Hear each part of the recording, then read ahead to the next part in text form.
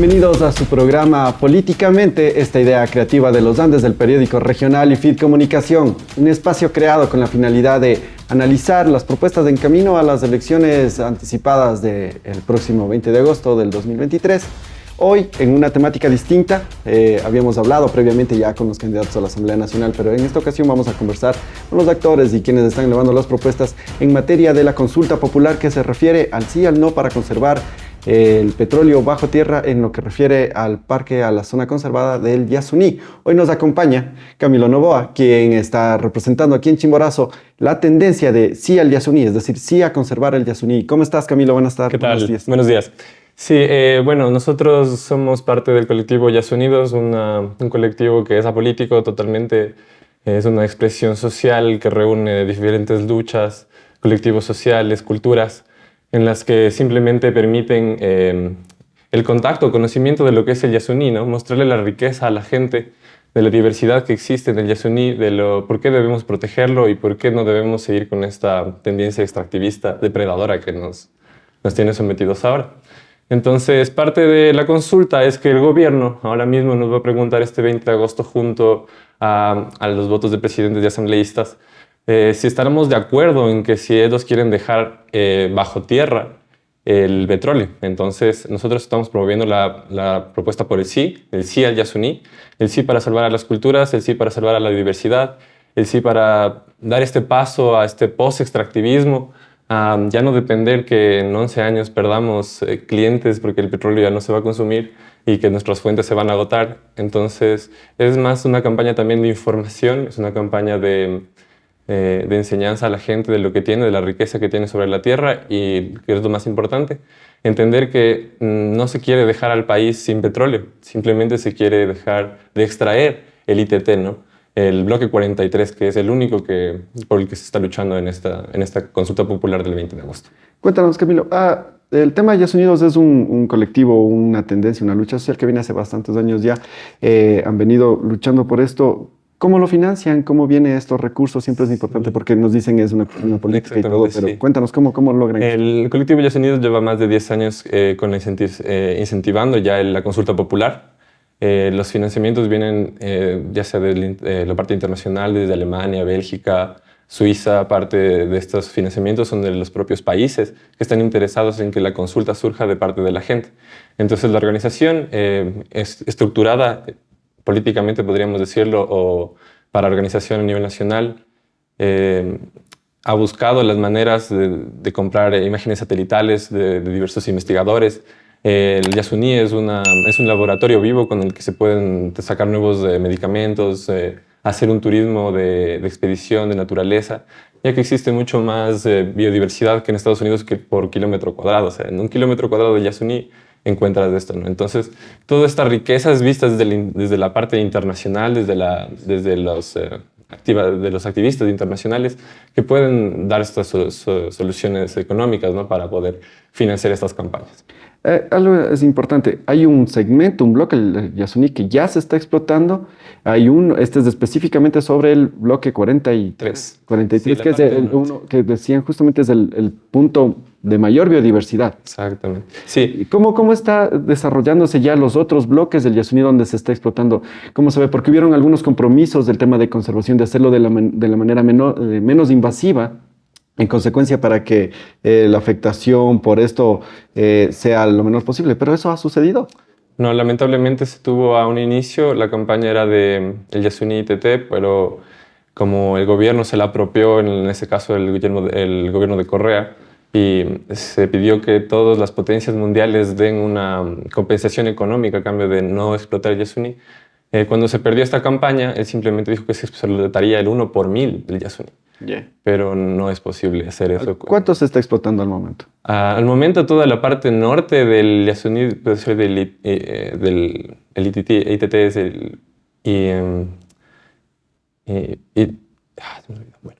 Es una parte Es una parte norte específica del ITT que ya está siendo explotada. Es la parte en la que podemos decir que tiene más biodiversidad, pero también puede decirse que también tiene más reservas petroleras, por lo que ha sido una fuente de explotación de petróleo, ¿no? pero el hecho de que tú tengas un pozo petrolero en la zona más biodiversa del país quiere decir que tienes que tener carreteras, que tiene que decir que tienes Exacto. que hacer deforestación para que pasen tuberías, alumbrado, maquinaria pesada, que ese ruido también ya genera más destrucción en el ambiente.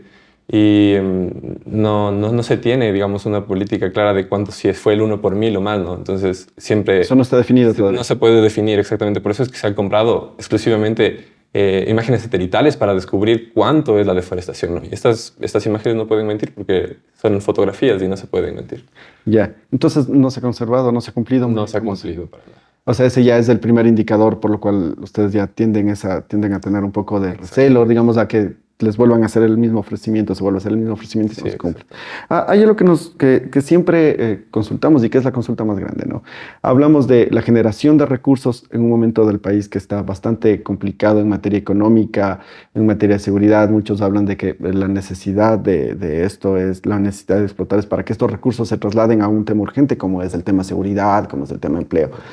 ¿Cómo proponen Estados Unidos? O sea, que estos recursos o de dónde provengan estos recursos para que el Estado pueda encontrar el mecanismo. Sí, exactamente. Nosotros hemos presentado varias propuestas, las pueden encontrar en ciayasuní.org, pero voy a nombrarlas algunas de las más importantes. El Yasuní, la parte exclusivamente del bloque 43 del Yasuní, simplemente forma parte del 1% global del presupuesto estatal. Yeah. Entonces, esto quiere decir que se pueden extraer este 1% de otros tantos, ¿no? ¿Cuánto es el promedio? Tengo entendido que son 148 millones por año. Sí, más o menos. Lo que se prevería generar para el Estado. Esto se está vendiendo humo en realidad porque está presupuestado este cálculo para que el barril cueste $90 prácticamente. Yeah. Pero actualmente el precio del barril es de $50 y nos cuesta prácticamente $40 producir un barril de petróleo. Entonces no es nada rentable producir el petróleo del Yasuní. Y las propuestas que se tienen son claras, ¿no? La principal y la que nos indigna más como colectivo ciudadano es los 500 personas que más adeudan al SRI. Podría simplemente cobrarse esas personas y se tiene más de lo que se les traía el Yasuní en un solo año, ¿no? Hay que definitivamente cambiar nuestro pensamiento del extractivismo al post-extractivismo. Nosotros ya debemos dejar de pensar que el país va a ser un país petrolero toda la vida. Esto simplemente es una cuenta regresiva de 10 años. Entonces también pretendemos incentivar el uso de autos eléctricos, ya sea en el transporte público. Una tanqueada de un taxi te cuesta $30 ahora. Con autos eléctricos te costaría $3. Incentivamos también al turismo, ya que siendo una de las fuentes más biodiversas, siendo una de las fuentes con más culturas, incluso se puede decir que los científicos han dicho que es uno de los refugios que estuvo la última glaciación de la Tierra. Entonces tiene 1 millón de misterios que puedes todavía descubrir por el turismo, ¿no? Y hay que recordar que por cada trabajo que da el petróleo, que sea 1, el turismo da 5 por cada trabajador petrolero, ¿no? Entonces, también hay que decir que las petroleras y toda esta generación en esta invasión de los espacios de las culturas ha generado también conflictos, porque hay personas que Petroecuador les paga, que Petroecuador les da a toda esa comunidad, pero el resto de comunidades no recibe nada.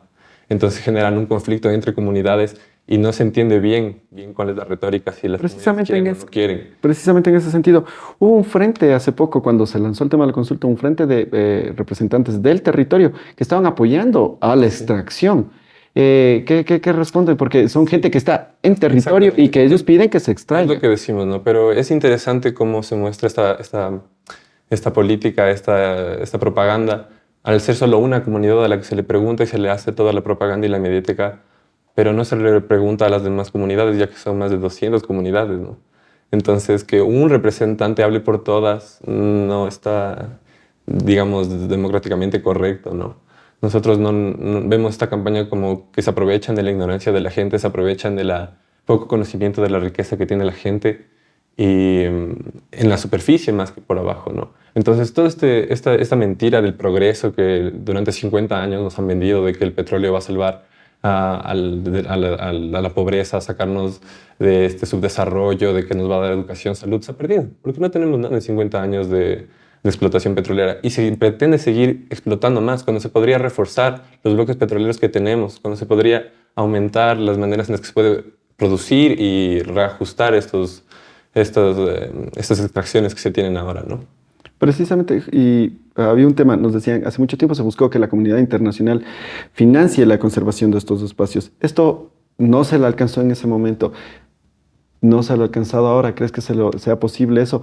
Había algo, el tema de farmacéuticas, ¿hay algo avanzado con ese tema? Tal vez la organización que representa tiene Bueno, algo de la conocimiento. consulta en sí termina con todo hecho de que esto se haya presentado una propuesta antes o después, porque esta propuesta es directamente a la población. Usted decide, cada uno de nosotros tiene la decisión si votar sí o no, tiene cada uno la intención de informarse sí o no, pero nosotros nos vemos en el deber, en el llamado a la tierra, en el que tenemos que informarles por qué debemos salvarla, ¿no? Entonces, entender que la financiación de un bloque petrolero va a ayudarnos a terminar con las pobrezas de las provincias donde se explota actualmente todo el petróleo, porque podemos hacer un viaje tranquilamente a cualquiera de las provincias donde se explota el petróleo y son de las más pobres, cuentan con 1 o 2 servicios básicos de los 5 que ahora tenemos aquí en la ciudad. Entonces, no hay ningún tipo de desarrollo, no se ha avanzado en ningún tipo de estrategia para que para que el dinero del petróleo se vaya directamente a estas comunidades, ¿no? Perfecto. Le agradecemos, Camilo, por su tiempo, por ayudarnos a ampliar la información al respecto. Continuamos con el siguiente bloque, en donde analizamos también desde una perspectiva un poco más neutral también los pros y los contras de esta consulta popular en lo que refiere a la conservación del petróleo en el Yasuní. Volvemos en unos instantes.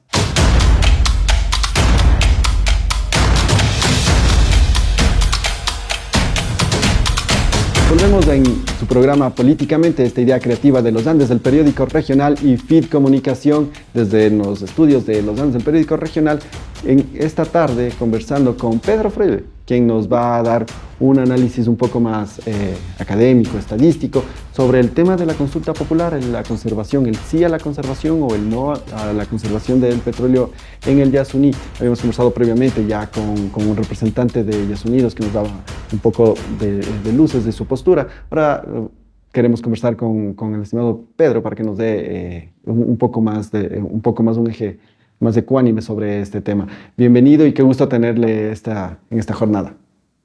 Un gusto y muy agradecido por Andes por darnos esta oportunidad. Bueno, para poner un poco en contexto, si hemos pasado ya un poco por la revisión de lo que es la posición de Yasunidos, digamos así, proteccionista de los recursos naturales de la biota que tenemos en toda la zona de Spingo, Tiputini y Tambococha. Yo voy a complementar un poco esto con lo que vendría a ser los recursos naturales no renovables que son objeto de la consulta en sí mismo. Los ecuatorianos vamos a decidir si es que se utilizan o no se utilizan para propósitos extractivos las reservas que están dentro del bloque. Y quiero para hacer este análisis remontarme a un poco más atrás a la Constitución del 2008 e incluso un poco más atrás cuando el Ecuador determinó dentro de nuestro sistema legal la existencia del concepto de bienes intangibles y que de hecho, al ser intangibles, gozan de una protección legal específica. Las zonas de reserva natural, como el ITT, en sí mismos son zonas por concepto intangibles. La Constitución que creó ese espacio, al mismo tiempo le dio espacio al régimen legal para explotar el ITT. Esto después de un intento de poder sustituir la producción de petróleo con mecanismos de lucha contra el cambio climático en una época en donde estos todavía eran precarios desde el punto de vista del sistema legal ecuatoriano para poder suceder. Dicho de otra manera, cuando se intentó conservar el petróleo en el suelo, no se hizo los deberes en términos de las estructuras legales necesarias para que eso de verdad suceda. Y por eso no sucedió. En el presente, los tratados internacionales que tiene suscrito el Ecuador nos podrían permitir, en términos reales y objetivos, poder acceder a recursos de mecanismos de lucha contra el cambio climático si tenemos una apropiada valoración de nuestros recursos o activos naturales, tanto en el ITT como en otras zonas de la Amazonía o en otro tipo de reservas, no solo hidrocarburíferas, sino también minerales. También mineras. Entonces, cuando hacemos la consulta, esta está enfocada en la conservación exclusivamente, pero es importante entender los efectos económicos que tiene. La postura específica, los colectivos y posiciones políticas en las que yo trabajo, es la de dejar los recursos bajo el suelo también, aunque la mía personal es la de entender, como experto, 27 años en la industria, que se puede llevar a cabo el uso de estos recursos. Ahora, si la decisión mayoritaria es no utilizarlos, las obligaciones legales que adquirimos son básicamente las de desmovilizar no solamente los pozos petroleros, sino toda la infraestructura asociada a la industria petrolera, que implica la cancelación no solamente de plataformas de perforación y explotación, sino también el cierre de caminos, el cierre de puertos, el cierre de poliductos y oleoductos que están en la zona. Hay que sacar absolutamente todo. Esa desmovilización tiene un valor de aproximadamente $500 millones y se lleva a cabo en un periodo de entre 10 a 18 meses. El tiempo estimado, no hay un tiempo estimado real, porque hay que, igual que cuando se construye algo, hacer un diseño del proyecto de cómo desmovilizar. Exacto. Hay una idea de cuánto cuesta, hasta ahí. En lo físico.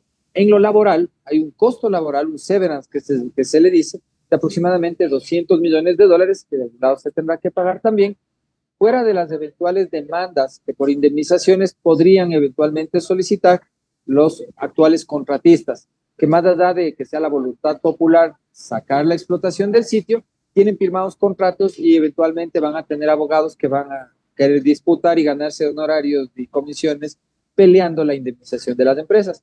Entonces, en total, de una u otra manera, dejar de producir el petróleo nos lleva a unas cuentas fiscales netas entre impuestos y participación petrolera de $700 millones al año, más 500 millones adicionales, 1.200 millones, que es el total del impacto global en la economía anualmente. Pero la buena noticia, tal vez para los ecuatorianos, es que hay mecanismos para reemplazar estos ingresos. Claro, lo interesante o más interesante para una economía empobrecida como la nuestra, que el próximo año tiene urgencia de pagos de 8.000 millones frente a 750 millones en caja, claro, lo ideal sería poder contar con esos recursos. Pero de nuevo, está más o menos claro que eventualmente la voluntad de la gente va a ir por el lado conservacionista. Yo digo, la conservación es óptima, es perfecta, pero a veces lo perfecto es enemigo de lo bueno. Y en un momento en el cual nuestra economía no se ha recuperado de los defectos de la pandemia y de la mala administración del gobierno en funciones, pues tener algún ingreso adicional no nos vendría mal. Entonces, necesitamos reemplazar esos 1.200 millones, conseguir 2.000 millones adicionales fuera de los 8.000 que tenemos que pagar teniendo 750 en caja. Entonces, el verdadero problema inmediato es más grande que el ITT. Tampoco sería correcto decir que dejar de producir nos va a ocasionar el problema económico en el que ya estamos metidos, pero sí nos pone frente a la responsabilidad de pensar en valorar otros activos naturales que no hemos valorado todavía, como el suroriente ecuatoriano en Pastaza, no para propósitos de explotar, donde puede haber 80.000 millones de reservas explotables, pero podríamos tener, sí, en números reales, unos 2.500 millones de dólares en la aplicación de compensación, digamos así, mecanismos de sustitución de emisiones de fuentes al ambiente. Entonces, todo esto está involucrado en una decisión en donde, de una u otra manera, nuestra vida no va a ser más fácil con o sin el ITT. La única diferencia eventualmente va a ser poder conservar la biodiversidad.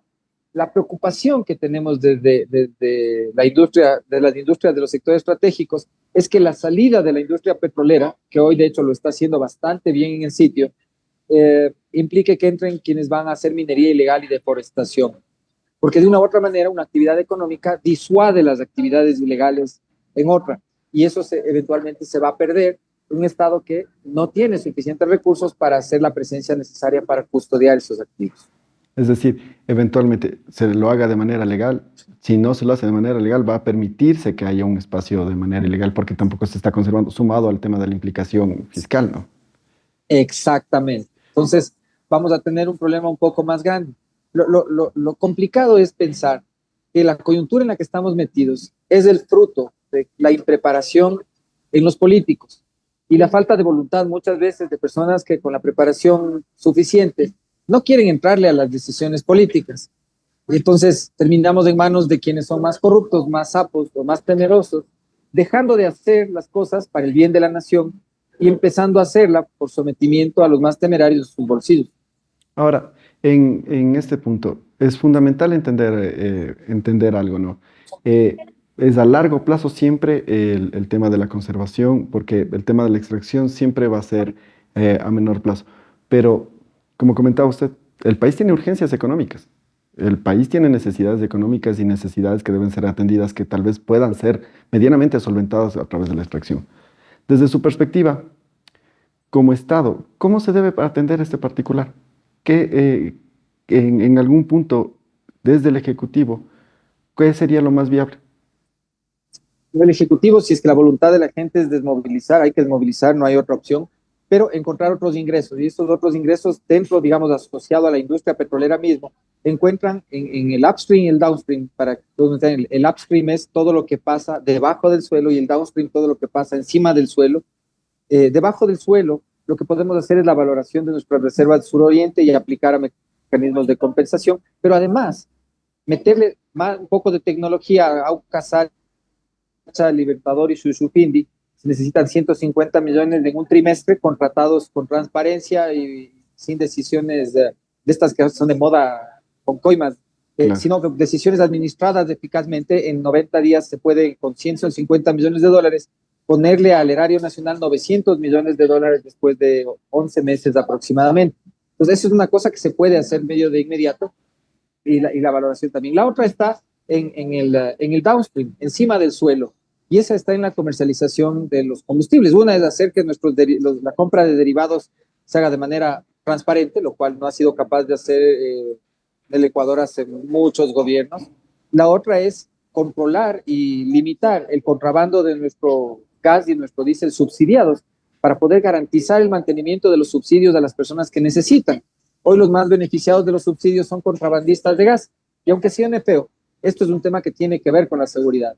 La misma seguridad que en frontera debemos usar para que no entre la cocaína, tenemos que utilizar, perdón cómo suena, pero tenemos que utilizar para que no se nos escape el gas. Porque ahí se nos va $1 millón al día más. Hay una postura también, una postura importante del tema de Yes Unidos también, que hablan del tema de impuestos de ciertos sectores, y ellos lo hablan mucho, lo hablan en muchos espacios, y hace poco nos comentaba el representante acá, que en el tema de fiscal, si es que desde el Servicio de Rentas Internas se aplica un poco el tema, habría una conservación importante y una generación de recursos importante en materia de impuestos. ¿Esto también es viable, es posible? Sí, es interesante, pero yo de hecho escuché esas declaraciones y me he sentado un poco a afinar papel y lápiz para ver qué tan viable. Viable. De hecho, es viable, es correcto y es necesario, pero no es tan glamuroso en el resultado, en números, como se espera. No hay que dejar de hacerlo, hay que hacerlo, pero con eso no vamos a solucionar ni sustituir nada. O sea, con el presupuesto de fundaciones, de ONGs, de unidades autónomas, ejecutoras de proyectos, como que hay algo de plata, pero como para considerar ingresos suficientes para garantizar salud, seguridad y educación a la población, realmente no, con eso no nos alcanza. Ahora, finalmente, y es algo que siempre consultamos desde el tema de la nacional, hay un fuerte apoyo, una fuerte tendencia desde sectores visibilizados que han trabajado hace mucho tiempo ya en materia de sí al Yasuní, pero siempre nos queda la duda, hay muy pocos sectores, o por lo menos que se atreven a decirlo públicamente, del tema del no. Hemos visto que hay ciertos candidatos a la presidencia que lo hablan, lo analizan muy a la ligera. Hay un sector muy pequeñito de comunidades del territorio que hablan del no. Pero ¿a qué siente que responde esto? ¿Es políticamente no atractivo hablar de la extracción? Ese tipo, digamos, yo diría de comenzón que uno siente por sentirse marginado, por no decir cosas políticamente correctas. Es un signo del tiempo en que vivimos. A nadie le gusta a veces decir su opinión por miedo de caer en algo que no les guste a los demás. Somos pocos los que decimos, como en mi caso personal, que sí hay que producir petróleo y que hay que hacerlo correctamente. Pero yo entiendo el fenómeno, y entiendo el fenómeno de personas que quisieran estar en una posición como la mía, pero no saben explicarla y se quedan tapiñados, callados. Ahora, es evidente, los candidatos, yo veo que los que han dicho que se conserven las reservas bajo suelo, básicamente Jan Topic lo ha dicho claramente, Yacu Pérez lo ha dicho claramente, Otto Sonnenholmer no acabé de entenderle qué dijo porque la toreó de una manera espectacular. Al final, churin churin pum fly, como decía, no me acuerdo si era un comediante o un filósofo mexicano, Roberto Gómez Bolaños, no se le entendió lo que dijo, a pesar de tener una experta al lado de él en el tema. Javier Herbas, él también dijo dejar en el suelo. La señora González dijo no dejar en el suelo. Señor Armijos, yo creo que no alcanzó a decir mucho porque le bullearon demasiado. Claro. El señor Novoa se concentró en la parte de energía, en la transmisión de electricidad, y no nos dejó claro tampoco una posición respecto del ITT. Entonces yo me voy con los que tienen una posición clara, más allá de lo que en sus propios segmentos pueda parecer correcto o no. Hay un tema de fondo, y es que los compromisos políticos solo son sustentables si los políticos pueden exteriorizar, verbalizar y explicar por qué asumen las posiciones que asumen. Y creo que los que han sido claros de dejar las reservas en el suelo han sido perfectamente claros.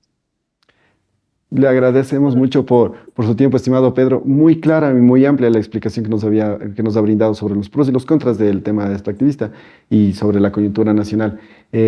Volvemos en unos instantes con el siguiente bloque de este programa Políticamente. Agradecemos a Pedro Freire que nos contactó vía Zoom desde la capital. Un abrazo y muchas gracias. Para ustedes, un abrazo a todos, amigos.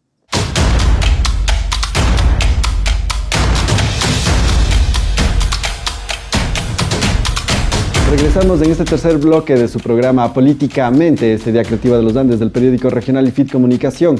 En este momento vamos a escuchar las reacciones y las posturas de los candidatos a los aspirantes a la Asamblea Nacional por Chimborazo sobre la consulta popular, si es que están a favor o no de la conservación del petróleo en los suelos del Yasuní.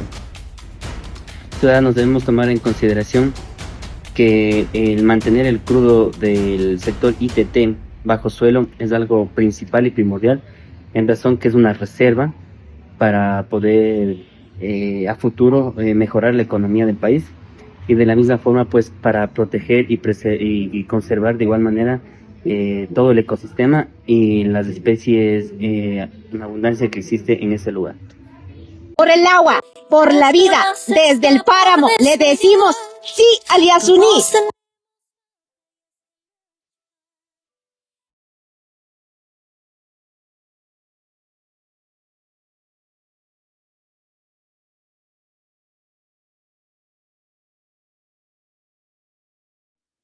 Como podrán escuchar, estas son las posturas de varios de los candidatos de la Asamblea Nacional por Chimborazo y su postura referente a la conservación del petróleo en el Yasuní o su extracción.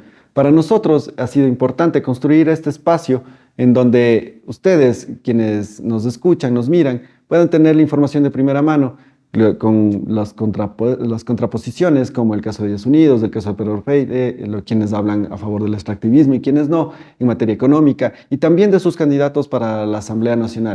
Con todo este contexto les pedimos que, y siempre, como siempre les invitamos a analizar su voto, a pensarlo y a concienciar sobre el mismo, teniendo en cuenta la importante situación del país en la que vivimos, el tema de seguridad, el tema de estabilidad y todo lo que se viene, teniendo en cuenta que, como siempre les decimos, es un punto de inflexión para nuestro país, en el cual en estas elecciones se deciden, a pesar de ser un periodo corto, se deciden muchas cosas importantes, y el tema del Yasuní justamente es uno de ellos. Sin más que decirles, les agradecemos siempre por nuestra sintonía y nos vemos en un próximo programa.